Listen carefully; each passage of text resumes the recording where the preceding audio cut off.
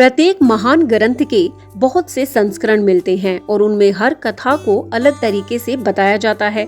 और यही बात अगर रामायण पर लागू की जाए तो रामायण के भी बहुत से संस्करण हैं, जिसमें से आनंद रामायण में एक कथा ऐसी है जिसको बहुत ही अलग तरीके से बताया गया है। यदि बात करें इस बात की कि विभीषण के द्वारा ही राम को ये बताया गया था कि रावण की मृत्यु कैसे हो सकती है, लेकिन आनंद रामायण में इसका मुख्य कारण मंदोदरी को बताया गया है कि मंदोदरी ने ही रावण के मृत्यु का जो रहस्य है वो हनुमान को बता दिया और हनुमान ने वो रहस्य श्री राम को बताकर रावण वध का रास्ता साफ कर दिया था। अगर आप ये जानना चाहते हैं तो वीडियो में लास्ट तक बने रहें और ये जानकारी कैसी लगी जरूर बताइएगा कमेंट करके।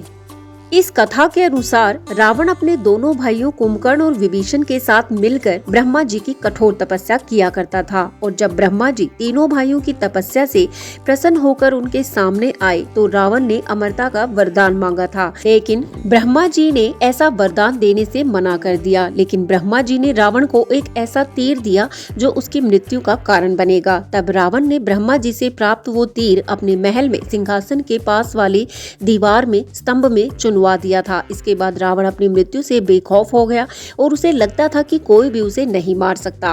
इस प्रकार श्री राम और रावण का जब युद्ध हुआ, अब श्री राम द्वारा चलाया गया प्रत्येक तीर व्यर्थ जा रहा था। राम भी उनका कुछ नहीं बिगाड़ पा रहे थे। अब श्री राम को लगने लगा कि रावण वध तो बहुत असंभव है। तब विभीषण जी श्री राम के पास आए और बोले, प्रभु, रावण की नाभि में एक अमृत कलश है और उसे एक ऐसे तीर से फोड़ा जा सकता है जो ब्रह्मा जी द्वारा रावण को दिया गया है, लेकिन रावण ने उसे कहाँ छिपाया है इसके बारे में केवल मंदोदरी ही जानती है। तब हनुमान जी उनकी सहायता के लिए आगे आते हैं और लंका में पहुंचकर एक ज्योतिषाचार्य का रूप ले लेते हैं जो कि सबके भविष्य को बताता है। ये बात मंदोदरी तक भी पहुंचती है और मंदोदरी हनुमान को अपने महल में बुलाकर रावण के भविष्य को जानना चाहती है।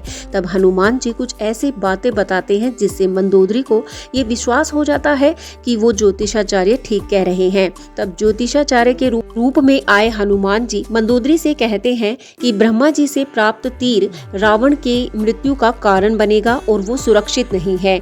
लेकिन मंदोदरी पहले तो मना करती है, लेकिन बाद में हनुमान जी की चपलता के कारण वो ये बताने पर मजबूर हो जाती है कि वो तीर सिंहासन के पास वाली दीवार के स्तंभ में चुनवा दिया गया है। तब हनुमान जी को ये पता चल जाता है कि रावण की मृत्यु का रहस्य क्या है। तब वो उस तीर को लेकर श्री राम के पास जाते हैं और श्री राम रावण का वध कर देते हैं। इस तरह बुराई का अंत होता है।